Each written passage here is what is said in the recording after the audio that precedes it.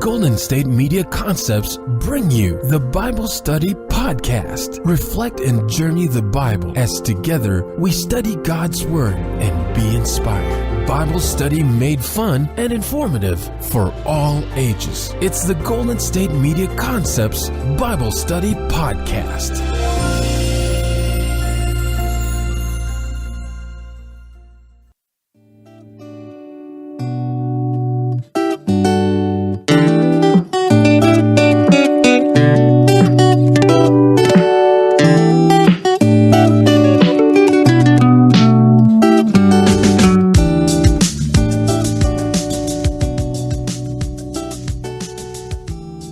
Hello and welcome to the GSMC Bible Study Podcast, brought to you by the GSMC Podcast Network. I am your host, Sarah, and I am happy to be with you here on this All Saints Sunday. It is All Saints Day when we observe All Saints Day in the church.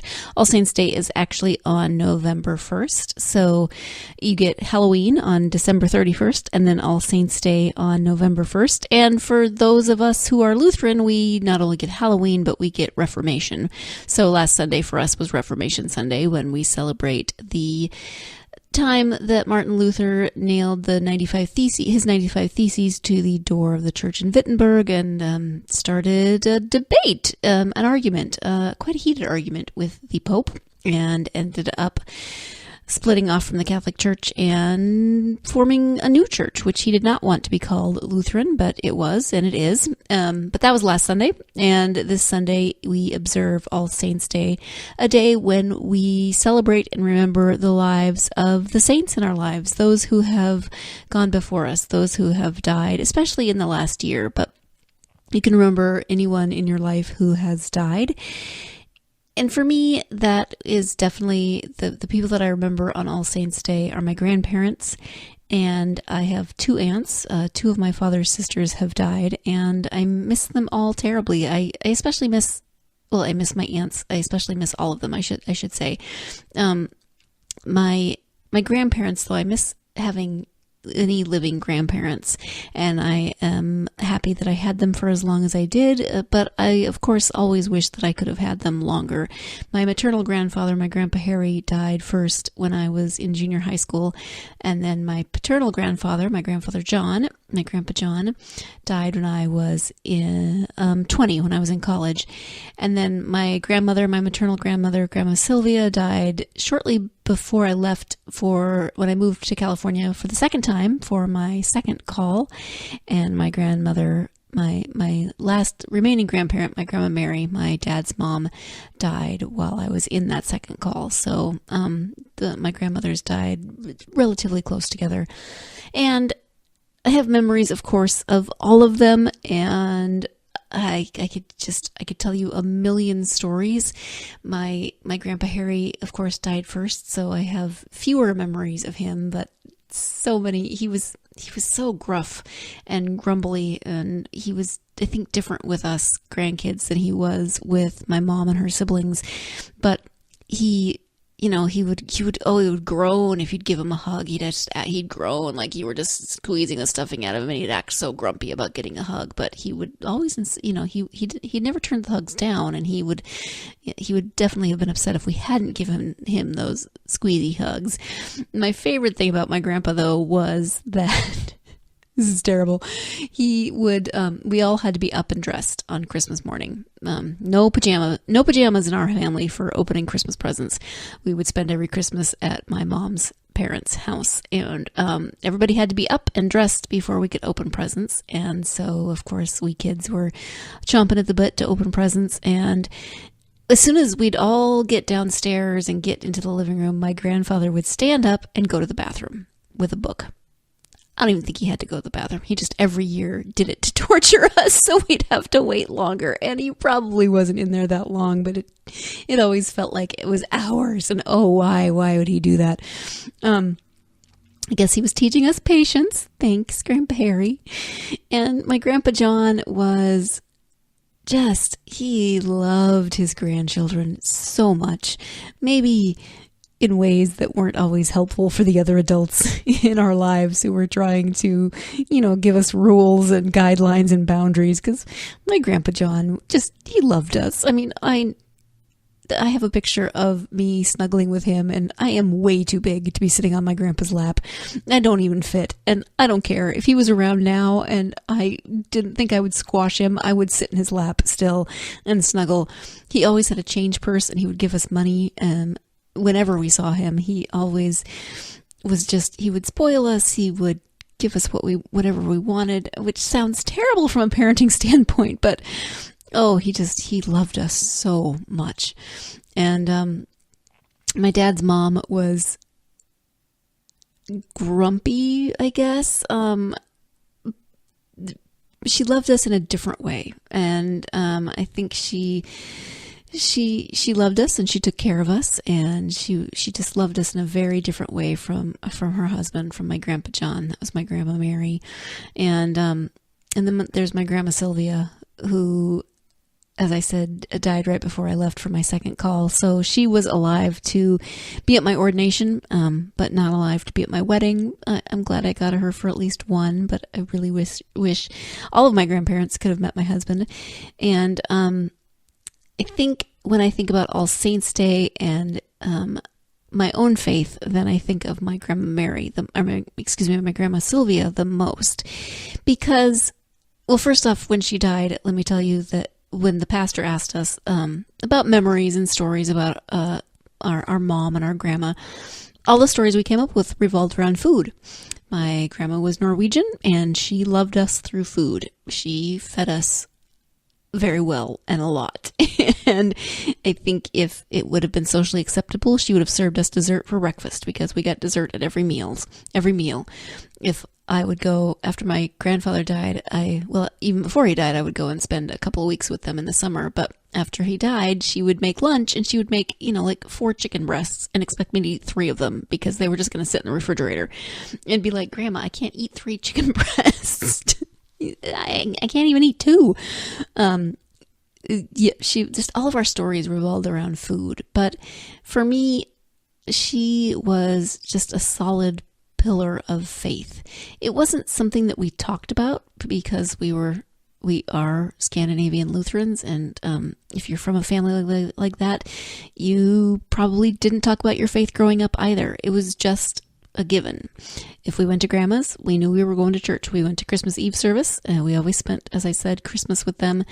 And if I went to stay with her, or we went to stay with her over a weekend, we knew it involved church. And her church was both familiar to me and sort of exotic to me, because we went there whenever we were at her house, but it was still different from my church. It was bigger than my home church, and different, just differences. So it was both familiar and kind of, as I said, exotic and special.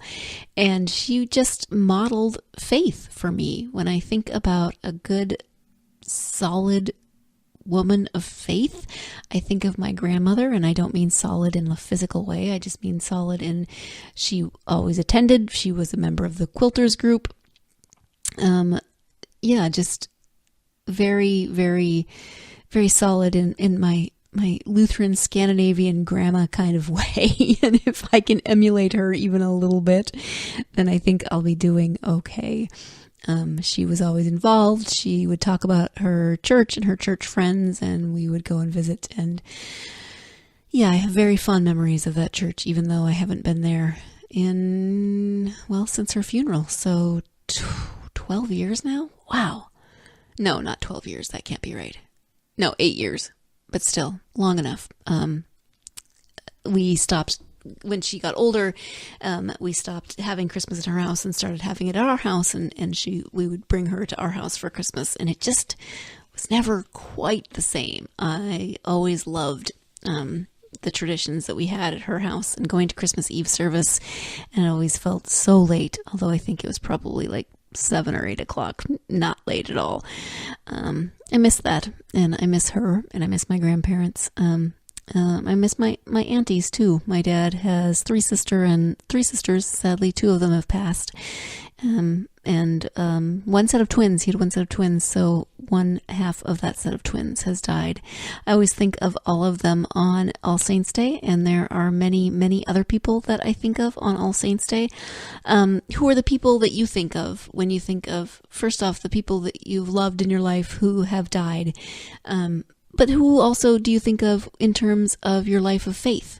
Who comes to mind as examples? I could name many, many more. I mean, I had a professor in seminary who sadly died while I was on internship, who I was in awe of him the entire time. He was just amazing and wonderful, and he gave me the most incredible gift of encouragement before I went on internship. So I hold him up as one of my saints, Dr. Robert Smith.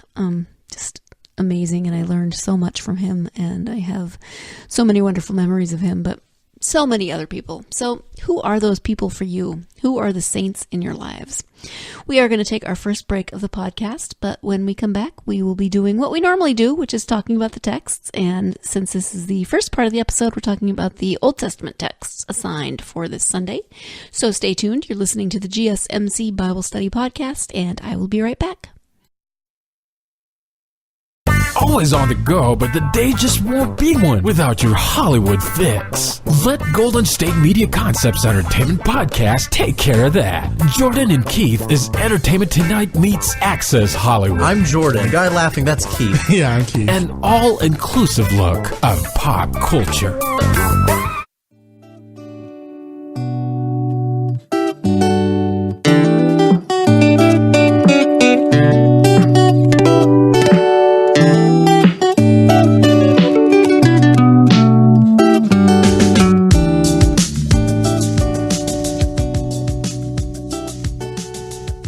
Welcome back to the GSMC Bible Study Podcast on this All Saints Sunday. As I mentioned before the break, we will now turn our attention to the texts assigned, the Old Testament texts assigned for this week. And the first of those Old Testament texts comes to us from the book of Isaiah, chapter 25, verses 6 through 9. Those verses are as follows. On this mountain, the Lord of hosts will make for all peoples a feast of rich food, a feast of well-aged wines, of rich food filled with marrow, of well-aged wines strained clear. And he will destroy on this mountain the shroud that is cast over all the peoples, the sheet that is spread over all nations. He will swallow up death forever. Then the Lord will wipe away the tears from all faces, and the disgrace of his people he will take away from all the earth. For the Lord has spoken. It will be said on that day, Lo, this is our God. We have waited for him, so that he might save us. This is the Lord for whom we have waited. Let us be glad and rejoice in his salvation. So that, again, is Isaiah chapter 25, verses 6 through 9. And it's pretty easy to see why this is assigned for All Saints Sunday. We have the promises that are given. There is on this mountain, the Lord of hosts will make for all peoples a feast of rich foods and well-aged wines. But then the Lord will also destroy the shroud that is cast over all peoples. And of course, a shroud is something that is used for bodies, for coffins, etc. So this is talking about death. The shroud that is cast over all peoples, the sheet that is spread over all nations. God will swallow up death forever. We are given the promises that God makes with us that we will be with God forever. And so then, of course, God will wipe away the tears from all faces. And this is the Lord for whom we have waited. Let us be glad and rejoice in the salvation that we are being offered by these promises that God makes, by the covenants that God makes with us. This is an amazing gift that we are given, and we remember not only the saints in our lives who have gone before us, but we remember the promises that have been given to us as children of God, and the promises that have been given to those saints as children of God. Whenever I do a funeral service, I always, not always, it depends on the person, but usually it's a person who had been baptized. If if not, then I don't usually talk about this, but if it's a person who's been baptized, then I talk about the baptismal promises and the covenant that has been made with us when we are brought into the family of God as children of God through the covenant of baptism, through the sacrament of baptism, and how baptism and Christ's death and resurrection are so closely tied together, because in our baptism we are baptized into we're baptized into a death like Christ's and a life like Christ's, and we are baptized into the promises of the resurrection, which is something that we remember on this All Saints' Day when we remember the people who have gone before us. We are comforted by the fact that they have been given these same promises, that they have been given the covenant brought to given to all of us, but given to them as well by God. Do want to look at a little bit of commentary for this text, and this commentary comes to us from Michael L. Ruffin, who is the editor of Connections, Smythe and Helwis Publishing in Macon, Georgia. And he says that, of course, All Saints Sunday is a day to remember those who have died.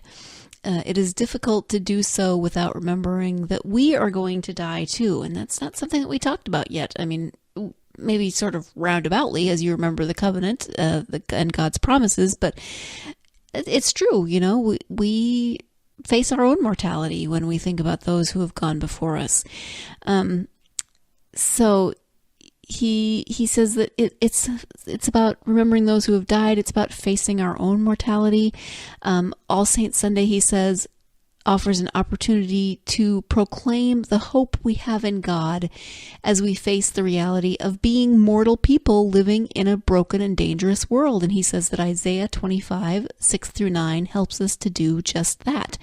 So he says that our passage occurs within Isaiah chapters 24-27, which is a distinct unit within the book of Isaiah because of its intense interest in the future and a supposed affinity with apocalyptic writings. This section is often called the Little Apocalypse of Isaiah. That's a bit of a tongue twister. The Little Apocalypse of Isaiah.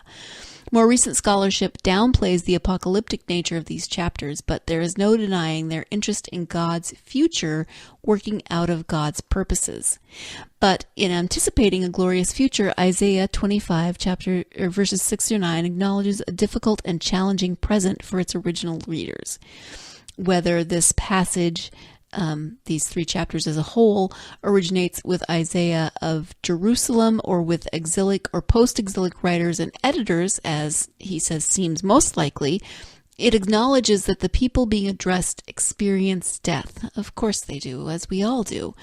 The text may have in mind the deadly experiences of warfare and exile that Israel and Judah have encountered, but the fact that the passage addresses all peoples leads us to consider the universal experience of death.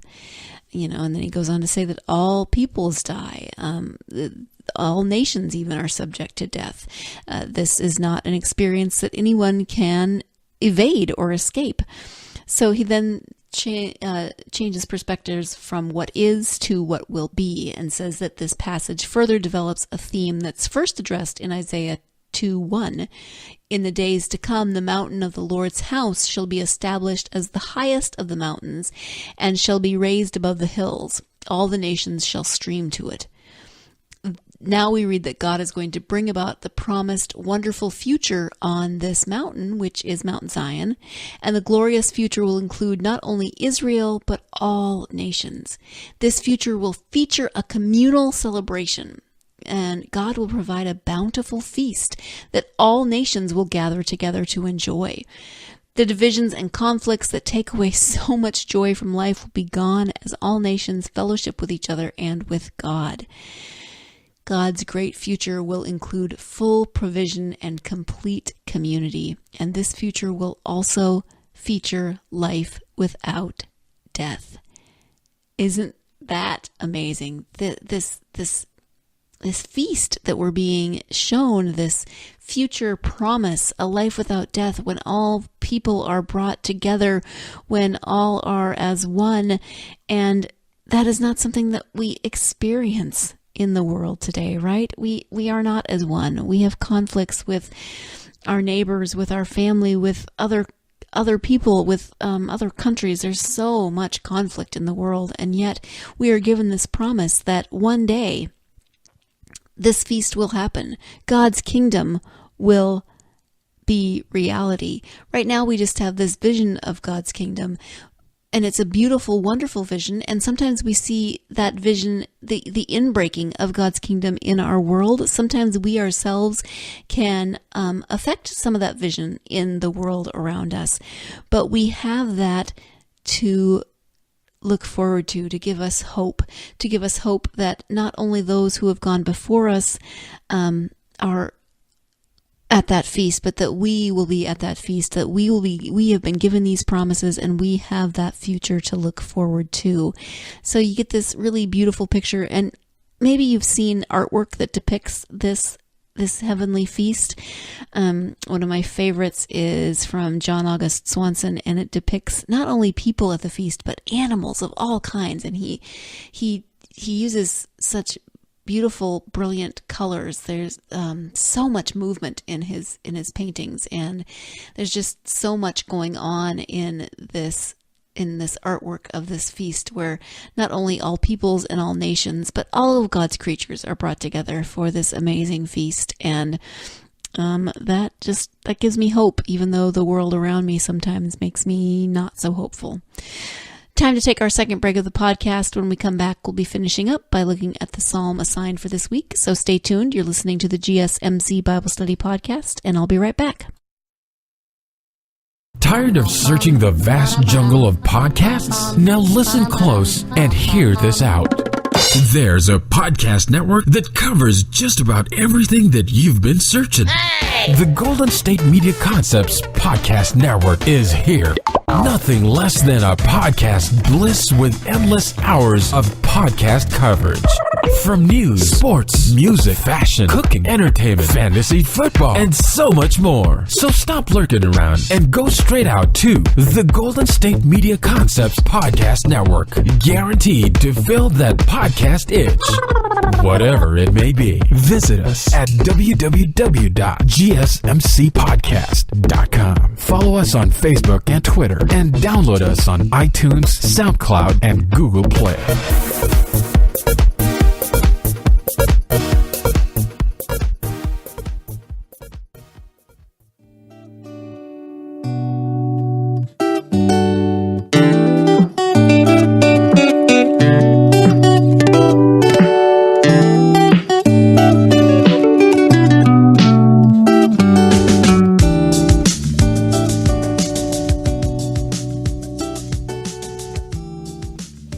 Welcome back to the GSMC Bible Study Podcast. Before the break, we were talking about the first Old Testament text assigned for this week, which came from Isaiah, and now we will be moving on to the psalm assigned for this All Saints Sunday.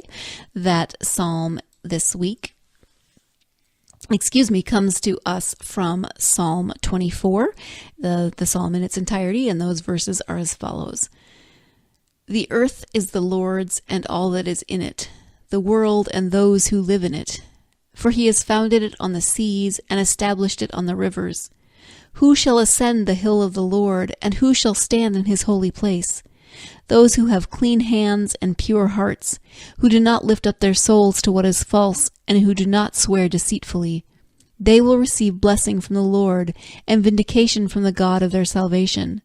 Such is the company of those who seek him, who seek the face of the God of Jacob. Lift up your head, O gates, and be lifted up, O ancient doors, that the King of glory may come in. Who is the King of glory? The Lord strong and mighty, the Lord mighty in battle. Lift up your heads, O gates, and be lifted up, O ancient doors, that the King of glory may come in. Who is the King of glory? The Lord of hosts, he is the King of glory. That is Psalm 24. And we definitely need to unpack that a little bit, I think. We have the first part, the earth is the Lord's and all that is in it, the world and those who live in it.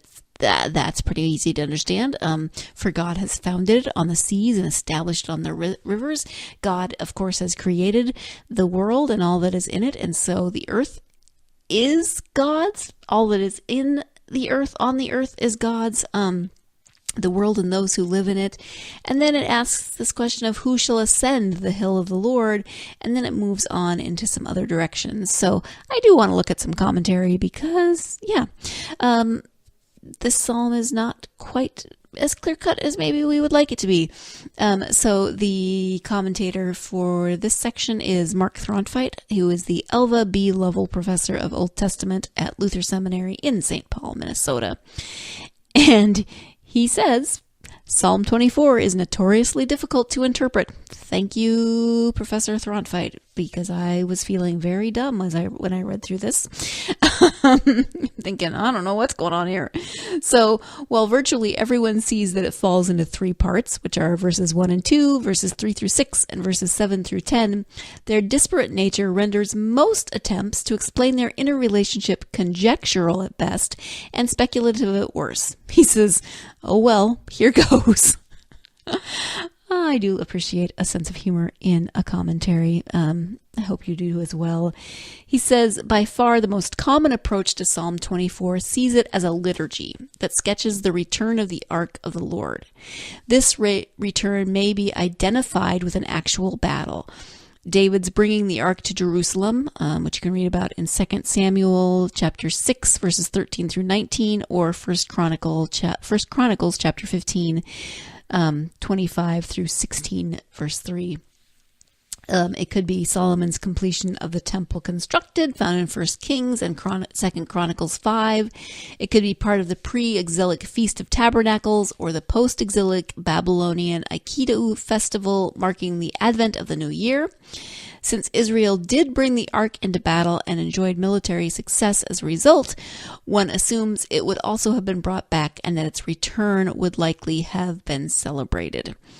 Remember, this is the Ark of the Covenant, not the one in Indiana Jones. But, so creation and divine kingship are constitutive of other ancient Near Eastern processionals, and these are clearly present in verses 1 through 2 and 7 through 10. The holy mountain and the sanctuary appear in verse 3.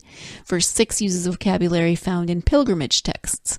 Verses 7 through 10 mention God's glory 5 times, and many passages locate God's glory in the Holy of Holies in the Jerusalem temple or in the tabernacle that preceded it. In addition, each of these 3 sections is assigned its own setting. Verses 1 through 2 as pilgrims approach Jerusalem, verses 3 through 6 at the city's gates, and verses 7 through 10 at the actual ceremony.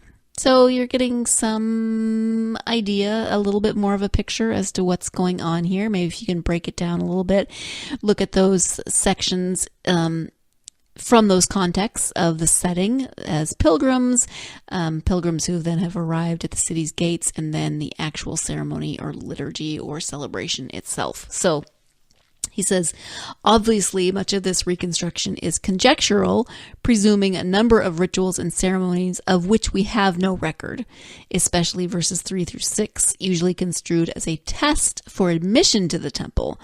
But the qualities addressed by this test are moral, while admittance to the temple was denied only for physical reasons.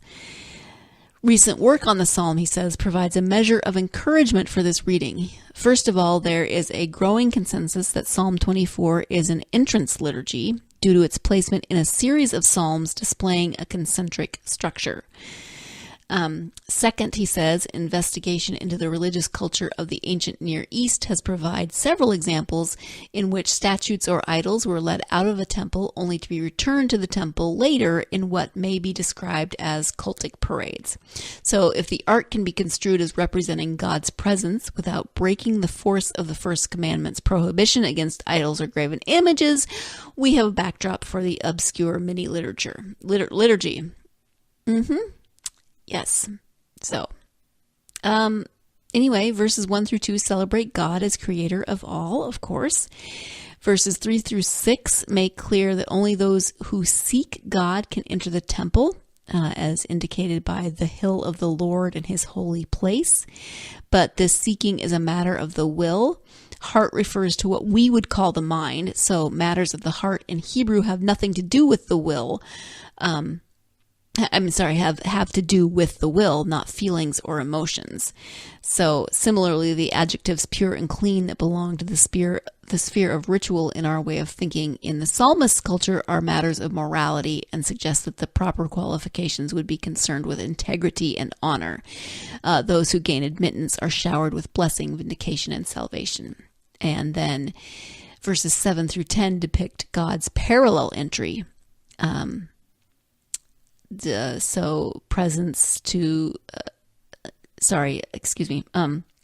Into this presence of God as creator and redeemer, the worshiper enters and receives the blessing, vindication, and salvation that he seeks. So, yeah, he says in this context of all saints, the text provides or proclaims the victory of God, not least the victory over evil and death that is ours in Christ Jesus. So as we await his triumphal return, we can take heart that our loved ones lie safely in his care.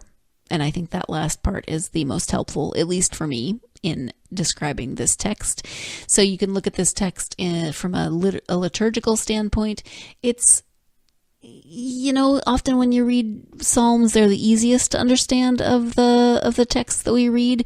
Not this week. This week, it's, I don't want to say convoluted, that's not quite the right word, but definitely difficult to wade through and get to that. But I appreciate the description of liturgy and trying to put it in more of a context, and then but that victory of God at the end, the worshiper, the pilgrim, after doing the pilgrimage and reaching the place of God's dwelling and gaining admittance by passing, by passing the test, whatever that may be, then it receives the blessing, the vindication, and salvation. That is the victory of God and makes sense in the context of all saints.